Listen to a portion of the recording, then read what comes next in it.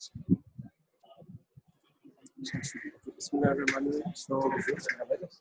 today is my final lecture of venous disorders.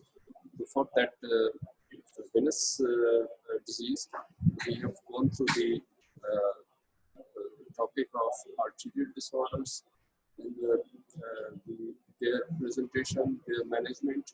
So after that, this is about venous disorders. I have separated the diseases of venous disorders in two lectures. This is one of the first of the venous disorders. Now, venous system is the first thing which we have to know about before we go for the disease of the venous system of the body. This is all about the lower limb. Most of the pictures you can see. This is the lower limb, and these are the these are related to the long surface. These are the perforators, or in other words, the communicators between the deep and the superficial venous system. But you can see there the superficial venous drainage long and short surface. In this picture, this is the deep system, including the femoral artery, and at the same time on the opposite side, there is the femoral vein, which is draining into the external iliac vein. So this starts from the, as you all know that the veins have the tributaries while the arteries have the branches. But as the arteries go down, in the same pattern, the veins go upward. So they just start from the dorsal venous arch. You can see on the dorsal surface of the foot, there is a venous arch. That means there are two veins which come together and join and make an arch over the dorsal of the foot. The drain into the posterior vein and then the anterior vein and the small syphilis on the lateral surface of the leg, while the great syphilis on the medial surface of the leg, which goes upward medially and drains into the femoral vein.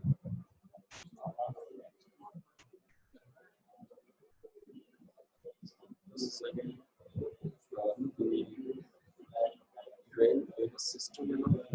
This is these are the activities of the cephalus vein and the cephalus femoral vein, which are superficial femoral veins and superficial femoral vein, lateral tributary, superficial epigastric vein, superficial external lateral vein, and then posterior medial tributary. So these are the 6 or 5 tributaries of the superior cephalus vein, which when we go for the ligation of this superior cephalus vein, we have to ligate all these. This is called as flush ligation. Let's start. The superficial system of the lower limb is that lies in the superficial tissue that drains into deep veins, either at junction or via fascial perforating veins, as I've shown you the perforators, and which are also called known as the communicating vessels or veins. And then at the junction, that means where the superficial vein joins the superficial or deep system, which drains further upward towards the vena cava. So this is the deep system which lies deep to the deep fascia, accompanies arterial three pairs of veins in lower limb joint to form popliteal vein and popliteal fossa that passes through adductus to enter subsartorial canal as a femoral vein. Receives deep femoral vein and femoral triangle to form external iliac vein. Joins internal iliac vein and pelvis to form common iliac vein. That external iliac vein joins the internal iliac vein and the pelvis to form the common iliac vein. And the left common iliac vein joins right common iliac vein on the right side of the abdominal aorta to form inferior vena cava. So this is the proper side of the inferior vena cava, that is right to the abdominal aorta. Okay, and that drains blood to the right atrium family. So I hope you all are listening to me. I hope that there's no issue voice or volume.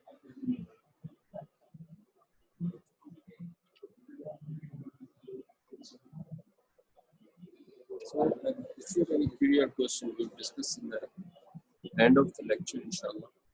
So this is about the great suffix vein. This is the longest vein of the body, most frequently affected by superficial incompetence. So this is the most affected part of the great suffix vein, that is most frequently affected by superficial incompetence of the either junction or either the perforators. This is anterior to medial malleolus, great suffix vein, anterior to medial malleolus, ascends the leg, accompanied by the saphenous nerve. So whenever you go for the surgery of the saphenous vein, that is great saphenous vein, you will think about the damage to the saphenous nerve. Continues in middle thigh, and then it terminates by draining into common femoral vein. But piercing from fascia at saphenofemoral junction. So this great saphenous vein ends at the saphenofemoral junction by draining into the common femoral vein. Then there is the small saphenous vein, which originates from the lateral side of the dorsal arch on the foot, accompanies sural nerve on the lateral side. So if somebody asks you if you're going for the removal of the small saphenous vein, which nerve can be damaged, so your reply should be this is sural nerve. Sural nerve goes straight to the lateral malleolus. So that this small saphenous vein ascends in the posterior midline of neck through the groove between two muscular heads of gastrocnemius musculature, terminates by piercing the fascia of popliteal fossa to parallel popliteal vein, and then this junction is called saphenoppopliteal junction. So this is the picture of perforators or the communicators, which I've shown you before. This is the saphenofemoral junction. Here, saphenous vein joins the common femoral vein, and then these are the groups of the 1, 2, 3, 4 groups of the perforators or communicators, which communicate the superficial venous system with the deep venous system. The superficial venous, that is great saphenous vein, joins the deep system, that is the femoral vein and its tributaries. Now this is about, as I've shown you before, the arterial, we have discussed this before. Now this is a venous system. We will discuss about this system in the next slides. So this is the artery, anatomy of the tributaries of the superficial system, which are again from the great saphenous vein or the short saphenous vein. This is popliteal vein at the saphenoppopliteal junction, and this is the short saphenous vein. So one of the disease or the problem which patients may face in the venous disease or system is venous hypertension. So we will discuss about the factors which cause the venous hypertension. They include pressure gradient dysfunction. Now this is the main reason, pressure gradient dysfunction. So there is a gradient or the difference of the pressure. If it doesn't function over, then what happens? What are the causes of this dysfunction is increased abdominal or thoracic pressure. This could be due to COPD, chronic obstructive pulmonary disease, or pregnancy, obesity, large tumor in the cavity, abdominal cavity, or pelvis, or chronic constipation. So these are one of the causes which cause the dysfunctioning of the pressure gradient. Venous pressure gradient. There is the, of course, there is the system which causes the blood to drain from the lower system towards the upper system. There is a valvular mechanism. There is the second part, or the contraction of the calf muscles, which cause the blood to drain up towards the right atrium or the vena cava from the lower system.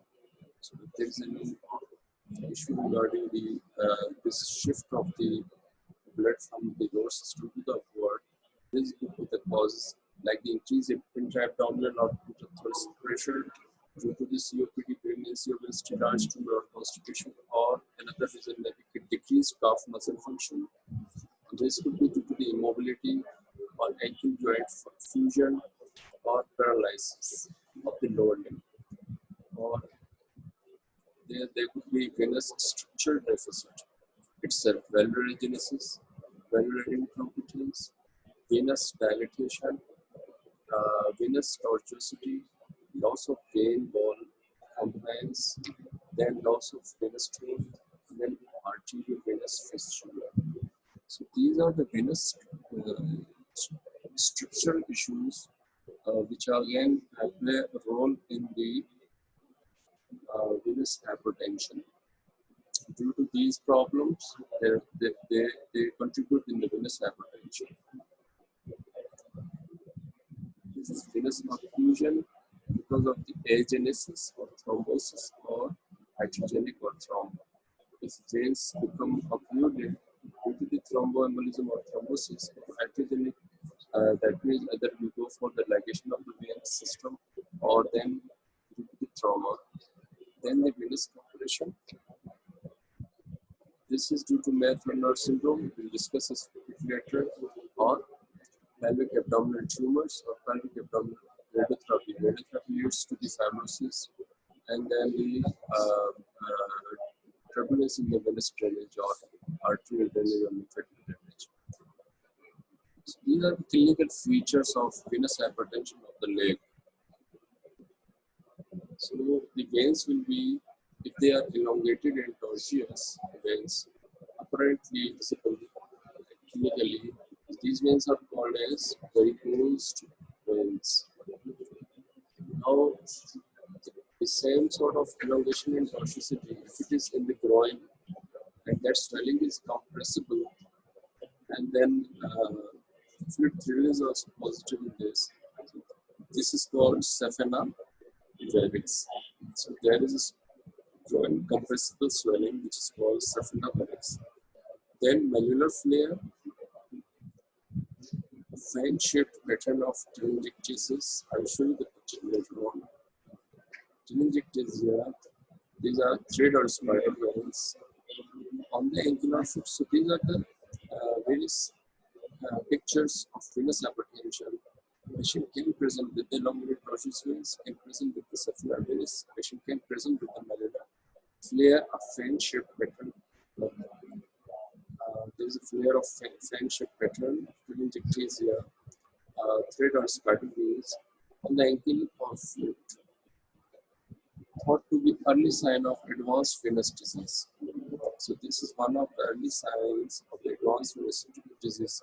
If you find this flare in any patient, you think about the disease which could be the result of this flare. So edema or pitting edema, this will be the presentation of the venous hypertension. The measureless dermatitis may be associated with significant itching and discomfort. In extreme, it may progress to blistering and weeping. That is eczema. Then eczema is also the presentation. Now, brownish discoloration of the skin. This is due to the accumulation of the pigments or the hemocytosis subcutaneously around the ankle. Then chronic inflammation and fibrosis of skin and subcutaneous tissue resulting in tight, contracted woody leg on examination. This is called as lipodermatosclerosis. I'll show you the pictures later on. You will come to know what these presentations are. Then venous ulcer around the ankle which fails to heal. Until unless the pressure is not relieved, there is hypertension is not relieved, the cause of the hypertension is not relieved, this venous ulcer will not heal.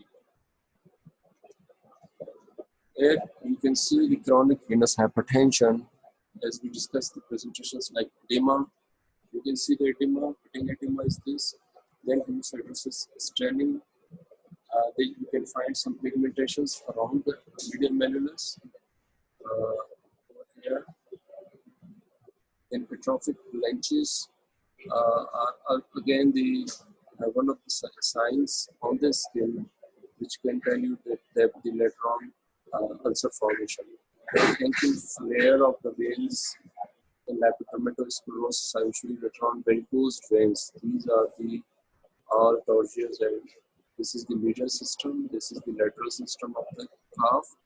This is the origination of the tortuosity of the great saphenous vein. While you can see the ulcer here, varicose eczema may also be there. So the venous disorders have the classifications. This is called as CEAP, C-E-A-P. C stands for clinical, E is etiological, A is anatomical, and P is pathophysiological.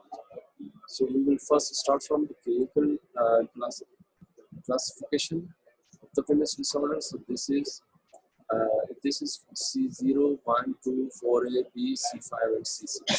C0 is no signs of venous disease. There will be the appearance of the venous disease, but at the moment there is no sign of the venous disease. Then C1 is telangiectasia or reticular bulge dilated veins. So you can see these are the telangiectasia. Bulge, this one, reticular veins. You can see here the bulge dilated veins. Then spider veins. Then varicose veins is C2. Proper varicose veins as you have seen before. And in the next slide, you can see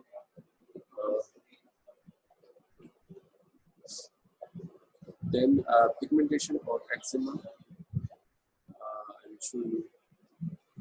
This is ulcer, while at the same time there is eczema around the ulcer, and then black pigments over the eczema. You can see blackish skin.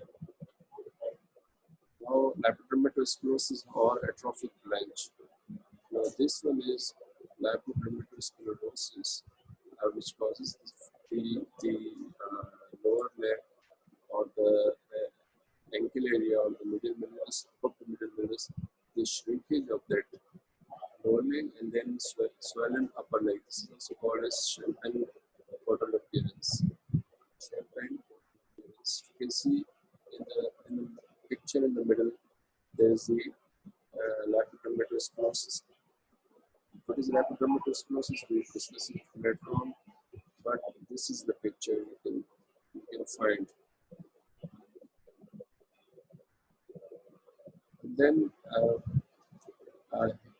healed venous ulcer or active venous ulcer. So this is the clinical classification on appearance, on the basis of appearance of the disease. You can label it either telangiectasia or varicose veins or pigmentation or eczema, lapidermatosclerosis or healed venous ulcer or active venous ulcer. Non-healing venous ulcer is active venous ulcer. So this is eczema in the third picture. This is saphenous. As I told you, in the groin, if you find a swelling that is directed at the top of the long saphenous vein due to the valvular incompetence, it may reach the size of a golf ball or larger. The varus is soft and compressible. This appears immediately on lying down, while it exhibits an expansile cough impulse. It demonstrates fluid flow. So these are the few particular signs you will find at the side of the groin of the saphenous. So these are the pictures I've shown you with the slides. These are few presentations. Lapidermatosclerosis, as I was telling you about lapidermatosclerosis, localized chronic inflammation and this is also called as peritonitis, leading to fibrosis of the skin and subcutaneous tissue of the lower leg. The skin appears hyperpigmented, red, scaly, and hard or indurated. Can involve most of the legs differentially invert champagne bottle shape. As I told you, this is also called as champagne bottle. So sign is this, you can see the inverted champagne bottle shape. This is all about the lapidomatous in the venous pathogenesis. A chronic venous hypertension leads to chronic edema, which leads to increased capillary permeability of the fluid and this RBCs and WBCs, so leads to hemocytin deposition, which leads to lapidomatous then diffuse lapidomatous further leads to tissue ischemia and chronic ulcer.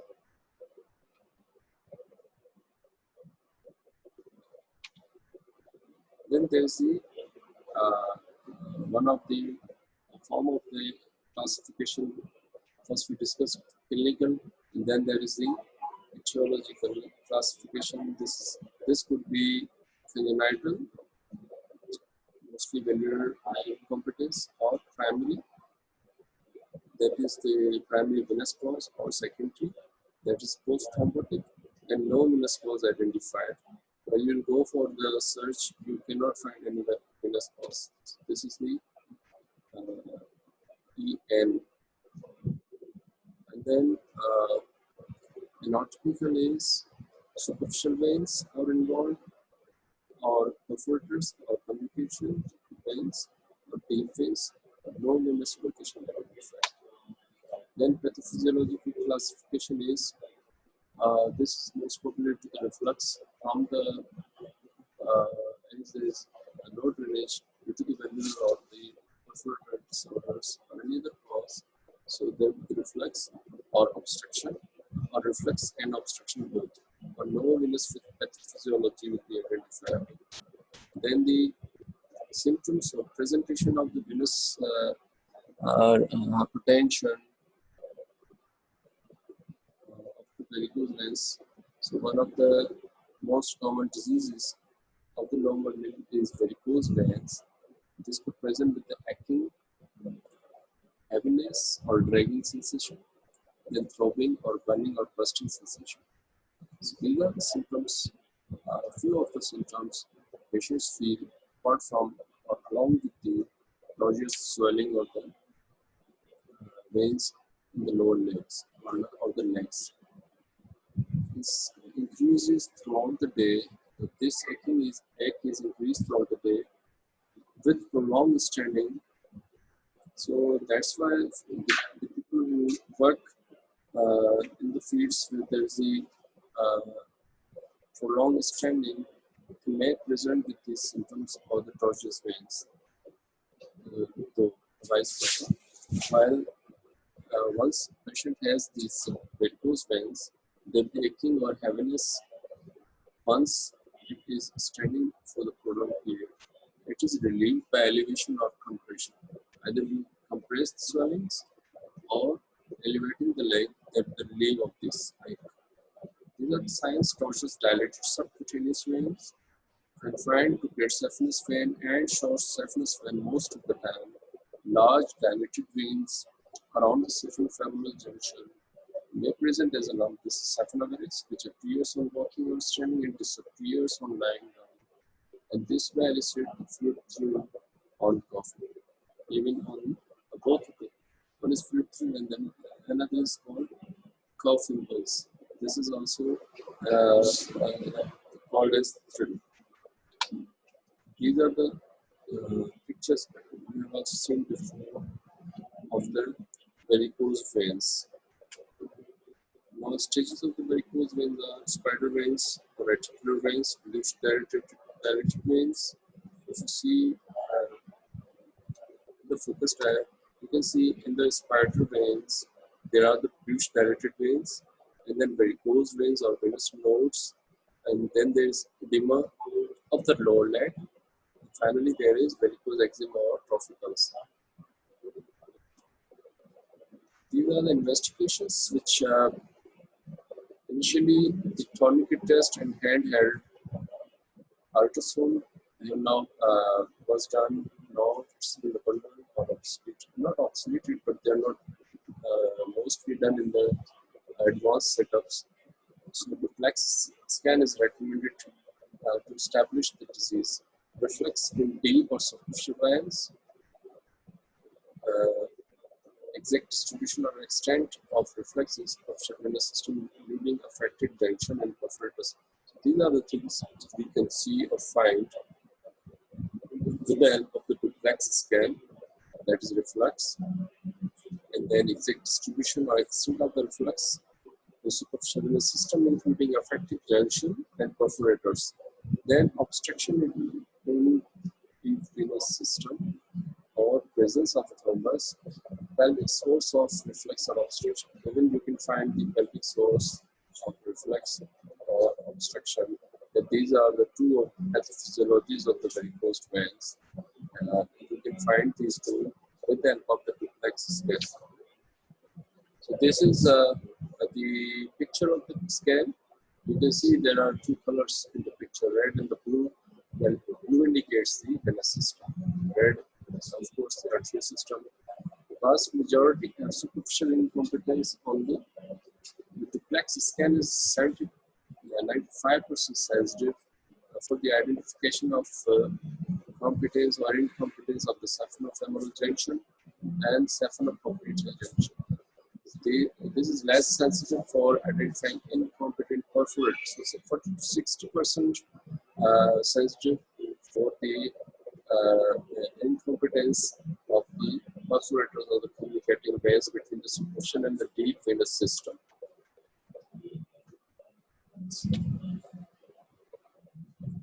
So this is about the management, which starts from the medical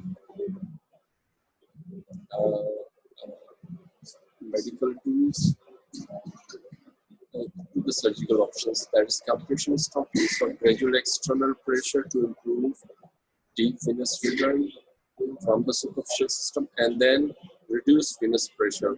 Once the pressure is reduced, so with the more or less chances of developing this eczema or the leptodermatosclerosis or ischemia or ulcer. Then endothermal ablation. This is one of the mode of treatment which has been now gold standard elsewhere in the world. And this has replaced the surgical ligation and stripping, which was initially the first option or the gold standard option of the varicose vein treatment. But this is cost-effective endovascular thermal ablation of these systems, great or small venous systems, small venous system, great syphilis or small syphilis venous system is cost-effective. This has two technologies, either through the laser, this is called laser energy, produces thermal energy, and radio frequency ablation. And this is energy is produced by using electromagnetic current. So there are the two different methods of procedures or tools which are used for the ablation of the superficial venous system endovascular, whether endothermal laser or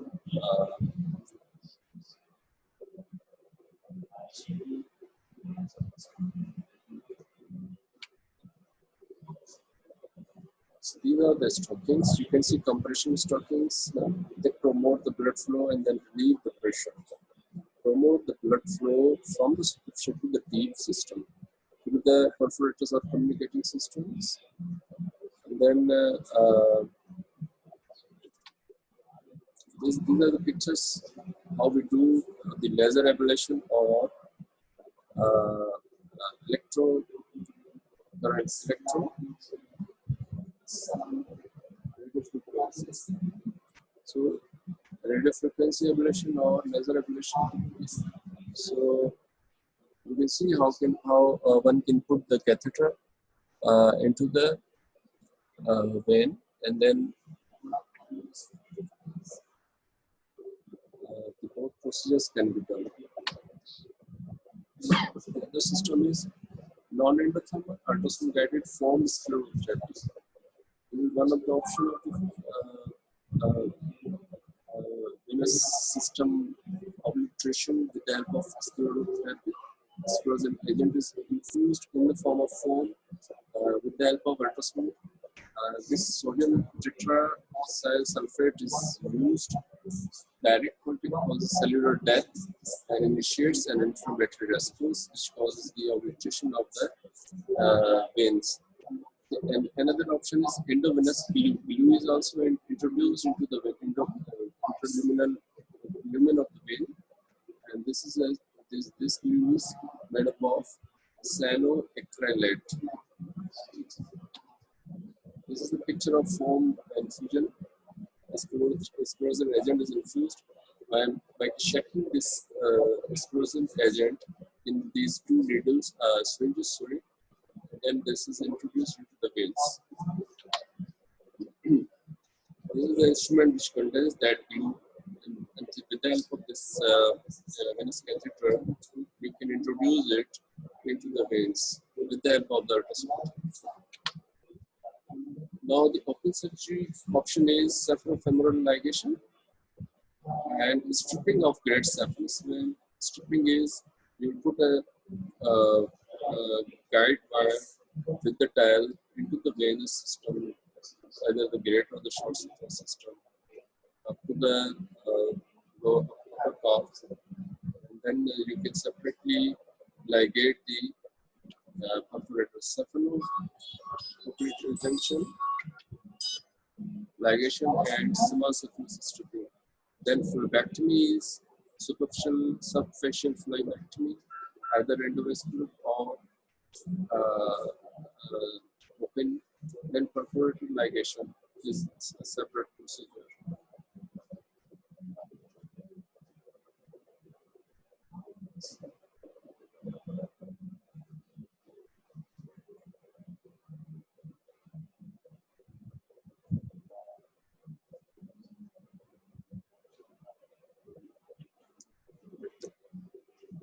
You can see the picture. Saphenofemoral ligation procedure is seen. So that is a stripper. Its upper end. You can see the upper end and then the lower end. And then by putting that dial, which is of red color, at the end, and then you will tie over there. Then you will strip it off from the superficial system.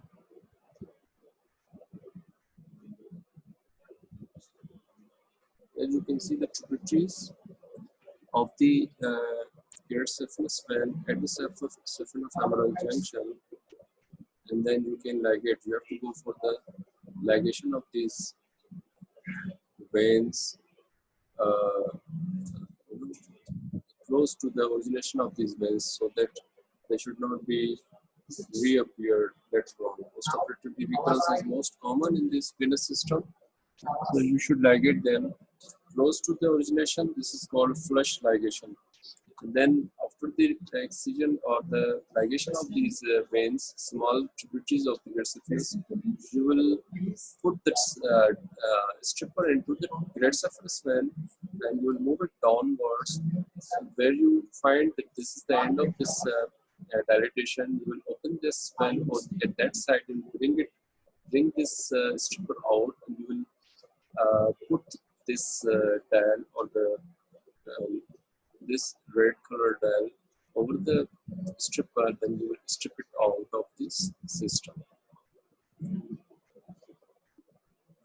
You can see there's a side where you have to give an incision at the groin, and then great saphenous vein is removed with this. There's no great saphenous vein. So this is the side of the knee where you give an incision and open and disclose the stripper. Now this is another procedure which is called phlebectomy. This is the instrument which is called hook, and this procedure, that's why it is again called as hook phlebectomy.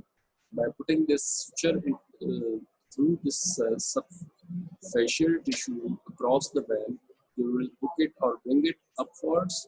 this vein, and then you will hold it with the artery forceps on the both sides to navigate in from the middle of that vein, and then you tie it. This is called as phlebectomy. These are the incisions which are given after this. This is the dial. Practically, this is the color of the dial, metallic color dial. Stripper is of the same color.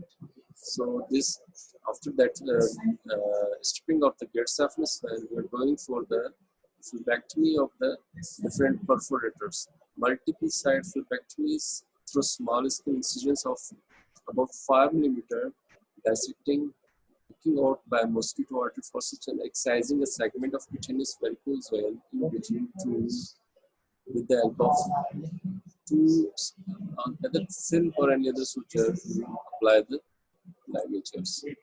This is cephalopopliteal one. That the previous one was the femoral cephalus vein and the cephalofemoral junction stripping, and then the cephalopopliteal junction ligation stripping procedure is you have to go for the pre-ultrasound for localization of the junction. A transverse skin incision made in popliteal reflux are just below the termination of vein. You can see this picture, cephalopopliteal junction ligation. This is the cephalopopliteal junction. You can see where you will give the you will make the transverse incision. Deep fascia incised to reveal short cephalous vein beneath. Vein followed to cephalopopliteal junction, where superficial cephalous vein enters the side of popliteal vein. With the vein then ligated and divided close to popliteal vein. Again, stripped superficial cephalous vein using inverting technique. Stripper passed upwards from the ankle, carefully dissecting of the sural nerve to ensure that the whole of the lesser cephalous vein is removed. You have to separate away the sural nerve to prevent it from damage.